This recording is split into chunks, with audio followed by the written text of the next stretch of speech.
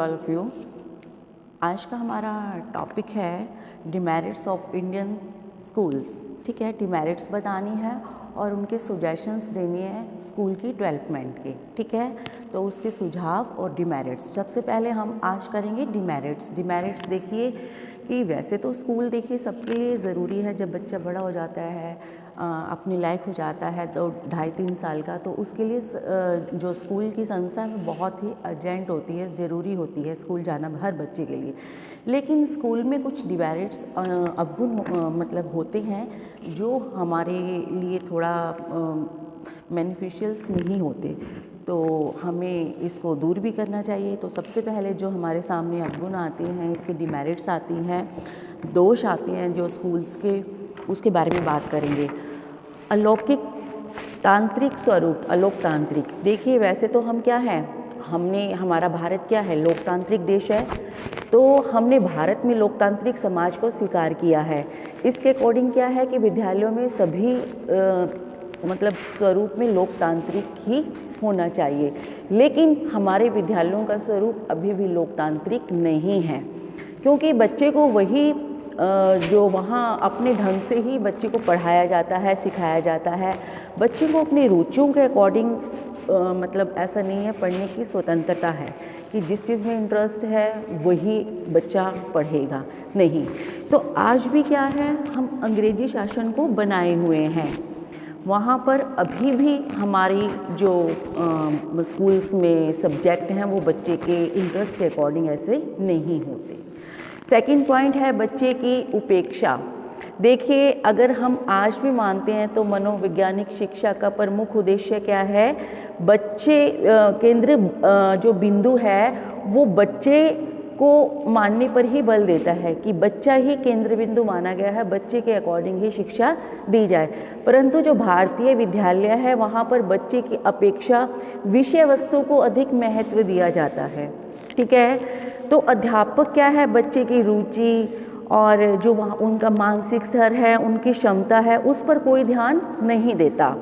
तो उनका मुख्य उद्देश्य क्या है, बच्चे को एक निश्चित अवधि में जो पाठ्यक्रम है उसको कंप्लीट करवाना, और विभिन्न विषयों में जो अध्यापक अपने अपने विषय है उससे संबंधित अपने अपने सब्जेक्ट के बारे में उसका अपना सिलेबस फिनिश करवाना। ठीक है, चाहे बच्चे को वो समझ में आए चाहे ना आए, तो उनका कार्य क्या है, सिलेबस को कंप्लीट करवाना। तो ये भी क्या है, एक बहुत बड़ा दोष है। नेक्स्ट है सैद्धांतिक एवं कठोर पाठ्यक्रम। जो करिकुलम है वो क्या है, कठोर। तो विद्यालयों का जो पाठ्यक्रम है वो क्या है, पुस्तकीय होता है। उसमें विभिन्न विषयों की जो सैद्धांतिक जानकारी है उस पर ही बल दिया जाता है। तो व्यवहारिक जो प्रशिक्षण है उस पर जो प्रैक्टिकल होना चाहिए, बच्चे को प्रैक्टिकल सब्जेक्ट्स की नॉलेज है, वो इतना उस पर ध्यान नहीं दिया जाता। तो जो पाठ्यक्रम का स्वरूप है वो भी कठोर है। ठीक है, क्योंकि बहुत जल्दी हम उसमें, अगर हम समाज के अकॉर्डिंग, कई बार क्या होता है समाज की मांग के अकॉर्डिंग अगर हम पाठ्यक्रम में अपनी शीघ्रता के अकॉर्डिंग परिवर्तन करना चाहे तो हम ऐसे परिवर्तन नहीं कर सकते। तो उसमें जल्दी से परिवर्तन नहीं किया जा सकता पाठ्यक्रम में, जबकि बदलती हुई परिस्थितियों के अकॉर्डिंग परिवर्तन की मांग जल्दी की जाती है। लेकिन ऐसा नहीं है कि बच्चे की रुचियों व ज़रूरतों आदि पर ध्यान नहीं दिया जाता। नेक्स्ट है अमनोवैज्ञानिक शिक्षण विधियाँ। जो टीचिंग मेथड्स हैं वो भी बच्चों के अकॉर्डिंग सही नहीं है। देखिए जो मनोवैज्ञानिक ऐसे शिक्षण विधियों के प्रयोग पर बल देती हैं जिसमें बच्चे को स्वयं क्रिया करके अनुभव से सीखने का मौका मिलता है। लेकिन जो हमारे विद्यालय हैं वहाँ के अध्यापक क्या हैं, जो अध्यापक प्रधान विधियां हैं वो वही सिखाते हैं बच्चों को, वो अपने अकॉर्डिंग ही मेथड्स का यूज़ करते हैं। ऐसा नहीं कि इस तरह के मेथड्स का यूज़ किया जाए कि बच्चों को जल्दी से जल्दी समझ में आए, वो अपने अकॉर्डिंग ही टीचिंग मेथड्स का यूज़ करते हैं जो पाठ के विकास में बच्चों को प्रॉपर वे से हेल्प नहीं करता। ठीक है, तो इसलिए क्या है, वो एक मूक श्रोता बनकर ही बैठे रहते हैं जो बच्चे होते हैं। नेक्स्ट है सहगामी गतिविधियों का अभाव। जो सहगामी और एक्स्ट्रा ऑर्डिनरी जो एक्टिविटी की जाती है उसका भी बच्चे के जीवन में अभाव होता है। कैसे होता है? देखिए, बच्चे के जो व्यक्तित्व के स्वाभाविक और सर्वांगीण विकास के लिए क्या किया जाता है? पाठ्यक्रम सहगामी जो गतिविधियां हैं उसको विशेष महत्व दिया जाता है, क्योंकि इसमें बच्चा जो होता है परीक्षा के भय से मुक्त होकर स्वतंत्र रूप से भाग ले सकते हैं। जो एक्टिविटी होती है, एक्स्ट्रा ऑर्डिनरी एक्टिविटीज़ होती हैं, लेकिन हमारे स्कूलों में इन गतिविधियों का बहुत ही कम आयोजन किया जाता है। जो एक्टिविटी होती है एक्स्ट्रा ऑर्डिनरी, उसमें बच्चे पार्टिसिपेट तो खुश होकर करते हैं, लेकिन वो बहुत ही कम किया जाता है। ठीक है, तो अध्यापकों का जो ध्यान है वो सिर्फ जो पाठ्यक्रम है उसको पूरा करने के लिए और बच्चों को परीक्षा में उत्तीर्ण बस हो जाएं, इसके लिए ही ध्यान दिया जाता है। ठीक है, तो ना ही खेलकूद ना ही एक्स्ट्रा एक्टिविटी, उस पर कोई ध्यान नहीं दिया जाता। तो इस प्रकार बच्चों का इंटरेस्ट थोड़ा, बच्चों का पढ़ने में भी थोड़ा कम रहता है, क्योंकि बच्चों को पढ़ाई के साथ साथ एक्स्ट्रा ऑर्डिनरी एक्टिविटी भी चाहिए। नेक्स्ट है व्यक्तिगत विभिन्नता की उपेक्षा। बच्चों में जो मानसिक योग्यताएं होती हैं, रुचि होती हैं तथा आवश्यकताओं आदि की दृष्टि से क्या होती है, उनमें विभिन्नता पाई जाती है। कोई किस नेचर का होता है, कोई किस नेचर, अलग अलग नेचर्स होते हैं बच्चों में, अलग अलग सब्जेक्ट से अकॉर्डिंग इंटरेस्ट होते हैं बच्चों में। तो क्या है, बच्चों की इन विभिन्नताओं को पहचान कर उनके अकॉर्डिंग उनको शिक्षा का जो सही विकास है वो नहीं दिया जाता। ठीक है, तो जो विद्यालय में व्यक्तित्व विभिन्नताओं की ओर ध्यान नहीं दिया जाता, तो जो प्रतिभाशाली बच्चे हैं, एक्स्ट्रा ऑर्डिनरी इंटेलिजेंट बच्चे हैं और या बिल्कुल ही मंदबुद्धि बच्चे हैं, उनको एक ही साथ एक ही पाठ्यक्रम एक ही क्लास में पढ़ाया जाता है, जो कि सही नहीं है।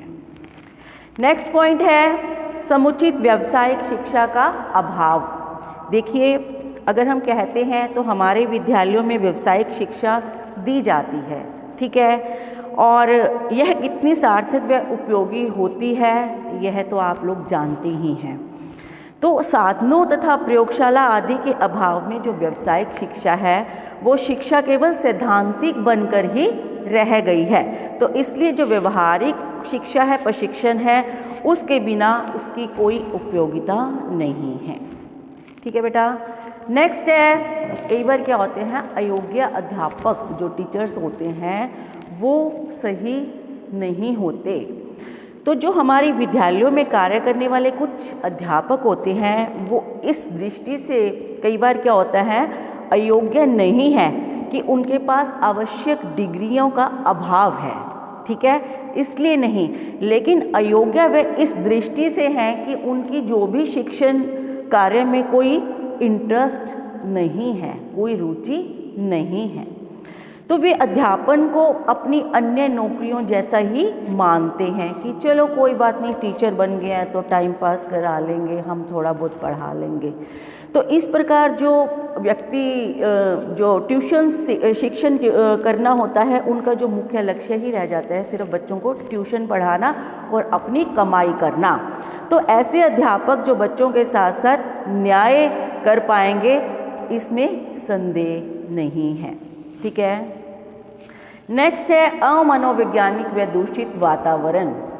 देखिए, शिक्षा संस्थाओं का जो वातावरण है वो क्या है, अमनोवैज्ञानिक वातावरण है, दोषपूर्ण वातावरण है, क्योंकि जो विद्यालय राजनीति सिर्फ एक केंद्र बन के रह गई है। अध्यापकों का जो छात्रों के प्रति व्यवहार है वो मैत्रीपूर्ण न होकर सिर्फ इस तरह से रह गया है कि दमनात्मक पूर्वक, ठीक है, कि बस सही ढंग से उनके साथ बिहेव नहीं किया जाता। तो अध्यापक स्वयं अपने दोषों का शिकार बने हुए हैं, वो बच्चों के साथ बंदी का शिकार हो रहे हैं कि जो बच्चे ट्यूशन्स पढ़ते हैं उनको हम अच्छे मार्क्स देंगे, क्लास के अकॉर्डिंग उनको दिया जाता है। तो ये सब बातें क्या है, बच्चों के जो प्रोग्रेस है, डेवलपमेंट है, उस पर पूरा प्रभाव डालती है। नेक्स्ट है, इसके अलावा अन्य साधनों के साथ सहयोग का अभाव। देखिए, विद्यालय शिक्षा देने के अपने कार्य को तब तक ही अच्छी प्रकार से पूरा कर सकती है जब तक वह अन्य साधनों के साथ सहयोग करती है। ठीक है, अगर सहयोग ढंग से होगा तभी विद्यालय के कार्य भी पूरे होंगे। तो विद्यालय को परिवार, राज्य, समाज आदि के सहयोग की आवश्यकता होती है। लेकिन जो हमारे विद्यालय हैं उन सबका उनको सहयोग नहीं मिल पाता। कई बार क्या होता है, पेरेंट्स मीटिंग्स रखी जाती है लेकिन पेरेंट्स नहीं पहुंच पाते टाइम पर टीचर से मिलने के लिए। ठीक है, तो इस प्रकार से कई बार समाज भी हमारी संस्थाएं हैं विद्यालय से, उसमें भी सही ढंग से जो उसके मेंबर्स हैं पार्टिसिपेट नहीं करते। ठीक है, तो माता पिता भी बच्चों को सिर्फ स्कूल भेज कर के उनकी शिक्षा से, उनकी जिम्मेदारी से मुक्त हो जाते हैं कि हमारी रिस्पॉन्सिबिलिटी खत्म हुई। तो इसके लिए जो विद्यालय को अपनी कमियां हैं उसका पता ही नहीं लग पाता, और इस प्रकार समाज में जो शैक्षिक वातावरण है उससे वो क्या है, पिछड़ा रह जाता है, और विद्यालय उसका लाभ पूरी तरह से नहीं उठा पाते, जिस कारण से विद्यालय अपने शैक्षिक दायित्व का अच्छी प्रकार से निर्वाह नहीं कर पाते। ठीक है, तो इस प्रकार हम कह सकते हैं कि जो हमारे विद्यालयों के सामूहिक गतिविधियों में कार्यों का अभाव है, और जिससे बच्चे के में सामूहिक भावना का भी विकास नहीं हो पाता।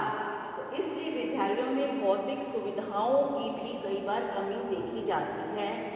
विद्यालय के जो भवन हैं, वहाँ की प्रयोगशाला है, वहाँ का पुस्तकालय है, तो वो पूरी तरह से पर्याप्त सही नहीं होता।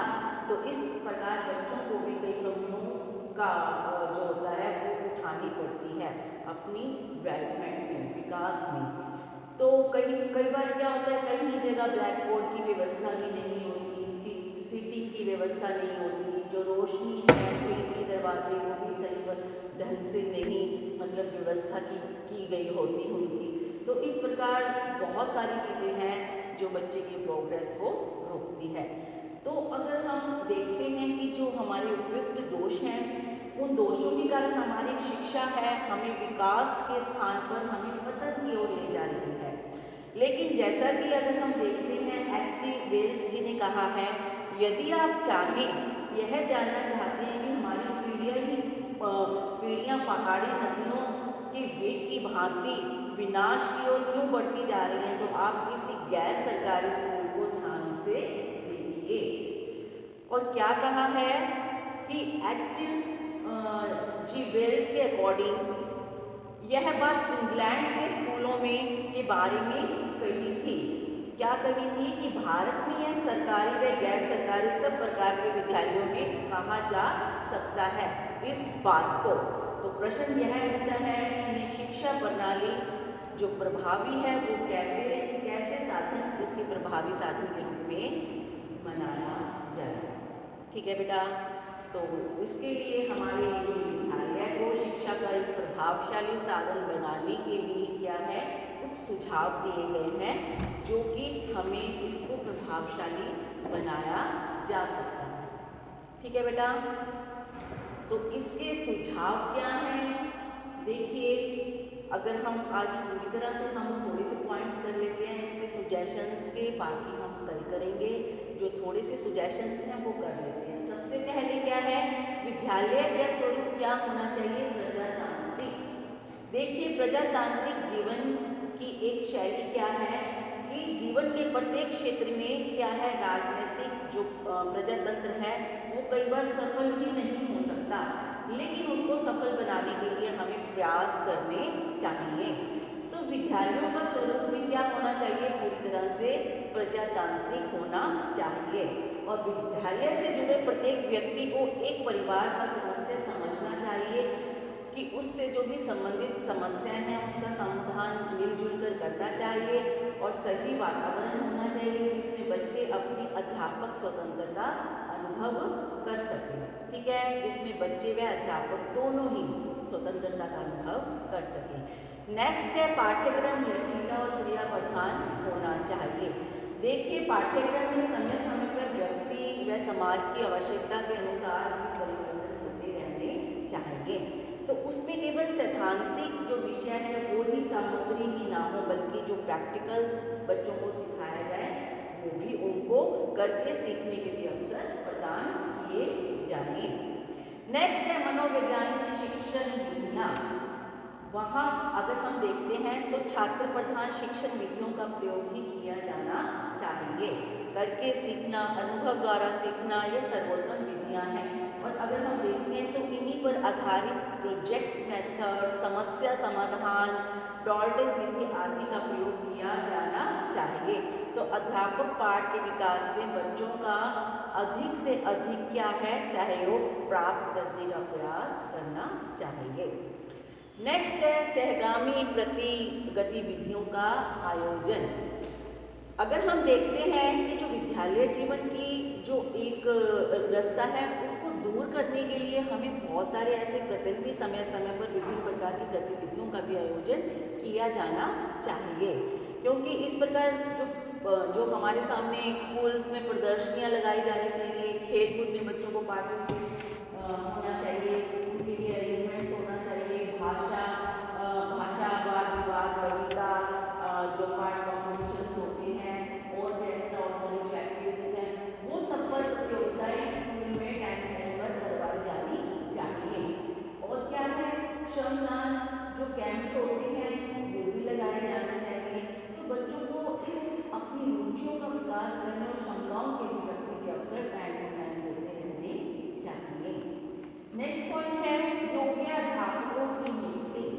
देखिए जो शिक्षण है, जैसे व्यवसाय को महत्व को उसको बढ़ाने के लिए हमें जो इस क्षेत्र में केवल उन्हीं की नियुक्ति की जानी चाहिए जो इसमें वास्तव में अध्यापक जो टीचर बनने में रुचि रखते हो, ठीक है, क्योंकि पढ़ाना हर व्यक्ति के बस की बात नहीं होती।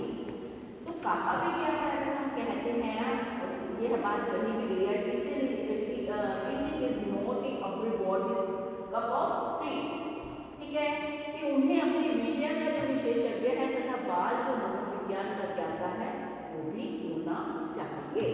तभी क्या है, अध्यापक जो शिक्षा में गुणात्मक सुधार लाने का प्रयास में करना चाहिए टीचर्स में, और भी सारी प्रशिक्षण विधियाँ हैं उनके अकॉर्डिंग जो टीचरों की कार्यक्रम हैं उनकी गुणवत्ता में भी सुधार में योगदान दिया जाना चाहिए।